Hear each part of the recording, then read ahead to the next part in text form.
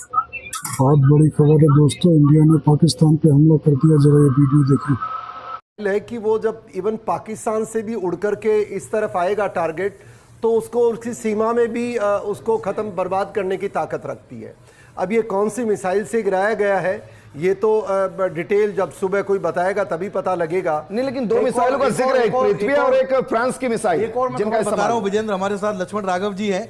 Indigo ने एक advisory जारी की है और उन्होंने अपनी एडवाइजरी में लिखा है कि due to changing air space conditions in the region our flights to and from Srinagar, Jammu, Amritsar, Leh, Chandigarh, Dharamshala और बीकानेर, इन शहरों की जो उड़ानें हैं वो प्रभावित होंगी क्योंकि एयर स्पेस में कुछ परिवर्तन किया गया है। हमारे एक तरीके से वायुसेना के अड्डे भी है। बिल्कुल, इसीलिए इंडिगो की एडवाइजरी है और उन्होंने यात्रियों से कहा है कि वो धैर्य रखें। श्रीनगर, जम्मू, अमृतसर, लेह, ये लीजिए तस्वीर देख लीजिए भाई, ये F-16 है। पोस्ट इंडिया सबसे पहले आपको दिखा रहा है। ये वैसे तो अमेरिका का सबसे बेहतरीन लड़ाकू विमान है, लेकिन कहते हैं ना कि नौसिखिए के हाथ में सबसे बेहतरीन गाड़ी दे दीजिए वो एक्सीडेंट करेगा।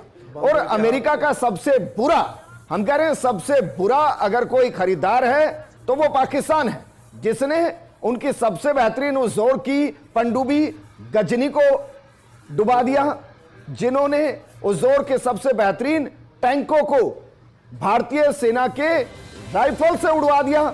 और अब देखिए F-16, जिसको अमेरिका यह कहकर बेचता है कि भाई सबसे बेहतरीन है, उस बेहतरीन को किस तरीके से जमीन के अंदर हिंदुस्तानी सेना ने गाड़ दिया है जरा देखिए। और ये अमेरिका को समझिए जरा, अमेरिका की पूरी अर्थव्यवस्था वेपन इंडस्ट्री पर टिकी है और उसका सबसे बुरा जो एक तरीके से कंज्यूमर है वो पाकिस्तान है। और देवानंद जी भाई, ये भी खतरनाक स्थिति है क्योंकि जितना पाकिस्तान पिटता है उतना ही अमेरिका के ऊपर असर पड़ता है, क्योंकि उनके वेपन्स को क्वेश्चन किया जाता है। जी आप सही कह रहे हैं। पिछली बार भी जब बालाकोट एयर स्ट्राइक हुई थी तो उनके F-16 का जिसका कुछ हिस्सा टूट करके भारत में गिर गया था, तो उसके बाद उनकी काफ़ी मिट्टी पलीत हुई थी।